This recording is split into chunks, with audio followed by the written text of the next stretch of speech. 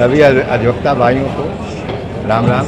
अशोक पांडे, अध्यक्ष पद का प्रत्याशी, दीवानी न्यायालय अभिभाषक संघ आजमगढ़। मैं अपने वाणी के माध्यम से यह संदेश देना चाहता हूँ कि अधिवक्ता हित सर्वोपरि है और मेरा इस संघ के चुनाव में आने का मकसद यही है कि सभी अधिवक्ताओं के आर्थिक हितों की सुरक्षा करना। जैसे जो अधिवक्ता हमारे आसक्त हो गए हैं, मरीज हो गए हैं, आने में अक्षम हैं कचहरी में, उनको पेंशन योजनाओं से जोड़ना, और जो अधिवक्ता 70 साल की अवस्था प्राप्त कर लें उनको भी पेंशन योजना देने। हमारे यहाँ आकस्मिक सहायता कोष चल रहा है जिसे मरने के बाद 4,25,000 दिया जाता है। मैं कहता हूँ किसी भाइयों को यह धनराशि मरने पर क्यों दी जाए उसके परिवार को, बल्कि उसके जीते जी उस पैसे को बैंक में फिक्स कर दिया जाए और जो ब्याज स्वरूप आवे वही पेंशन रूप दे दिया जाए। ये मेरी पहली योजना रहेगी, यानी आकस्मिक सहायता कोष का नाम अधिवक्ता पेंशन योजना कर दिया जाए, क्योंकि संघ अपने अधिवक्ताओं के हितों के लिए योजना ला सकती है, सरकार दे या न दे। हम अपने भाइयों के हितों की रक्षा स्वयं कर सकते हैं। संगठन का मतलब यही होता है। नंबर 2 कि जो हम एक आपदा राहत कोष लाना चाहते हैं अपने भाइयों के लिए, जो आकस्मिक सहायता कोष में वो 45 साल की अवस्था से ऊपर हो गए हैं, नहीं आ पाए हैं, अब प्रैक्टिशनर के रूप में काम कर रहे हैं, उनके भी हितों की मैं रक्षा करूंगा और उनको आपदा राहत कोष में समाहित करूंगा। जो आकस्मिक सहायता कोष में सुविधाएं उनके सदस्यों को मिल रही है, वही सदस्यों की सुविधा जो वंचित भाई हैं उनको दी जाएगी और नए अधिवक्ताओं को दी जाएगी। यहाँ तक 50,000 दवा इलाज और 50,000 दाह संस्कार और 1 लाख रुपए उनके क्रियाकर्म के लिए दिया जाएगा। चाहे अधिवक्ता मरता है या उसके रहते ही उसकी पत्नी मर जाए या आश्रित बेटे मर जाएं, उन सबको सहायता दी जाएगी। यह मेरा उद्देश्य है।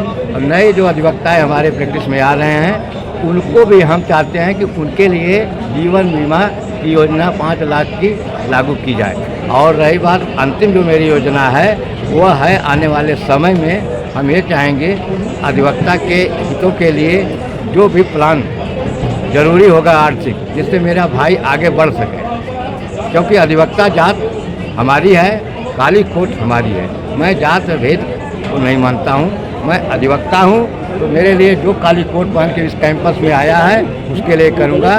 यही नहीं, इस संघ के अलावा पूरे मेरा सोच तो यह है कि हिंदुस्तान का हर अधिवक्ता है, उसके बारे में आवाज़ मैं हमेशा उठाऊंगा, चाहे वो बार काउंसिल से उठाना पड़े तो भी उठाऊंगा और चाहे BCI से उठाना होगा तो भी उठाऊंगा, सरकार से भी कहना होगा तो भी कहूँगा।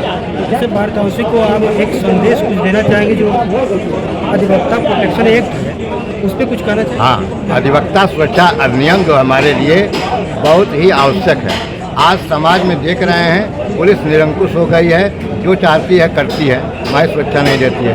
दूसरी, हमारा समाज में भी सुरक्षा नहीं रह गया है।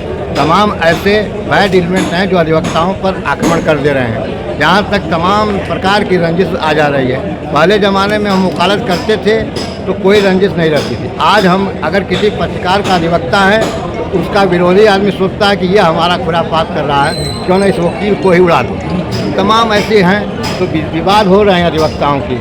अधिवक्ता की सुरक्षा को देखते हुए ये अधिवक्ता सुरक्षा अधिनियम लागू होना चाहिए और इसके लिए हमें कमर कसनी होगी। अगर जेल जाना पड़े तो भी उसके लिए जाने के लिए तैयार रहिए। क्या आप अध्यक्ष होने के बाद कमर कसेंगे? मैं इस अधिवक्ता सुरक्षा अधिनियम के लिए सीधे बार काउंसिल को घेरने का प्रयास करूंगा। ये यदि मुद्दा BCI तक ये नहीं उठता है और सरकार इस पर नहीं चलती है तो हम जेल भरो आंदोलन भी करने के लिए तैयार हैं, क्योंकि जब तक संघ के माध्यम से पदाधिकारी आवाज़ नहीं उठाएगा तब तक अधिवक्ता सुरक्षा अधिनियम लागू भी नहीं हो सकता है, क्योंकि यह व्यक्तिगत अधिवक्ताओं से मांग पूरी नहीं होगी।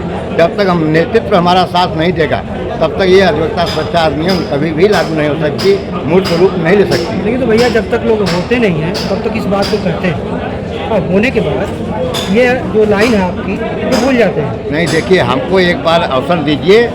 अगर मैं खड़ा नहीं उतरा अपने कार्यकाल में आप सबको इस्तीफा भी दे दूंगा, क्योंकि मुझे पद के लिए नहीं ललायत हूँ। मैं चाहता हूँ अधिवक्ता समाज के हितों की रक्षा करना, और इसीलिए मैं 32 साल बाद यह चुनाव लड़ने आया हूँ। धन्यवाद, शुभकामना। जय हिंद।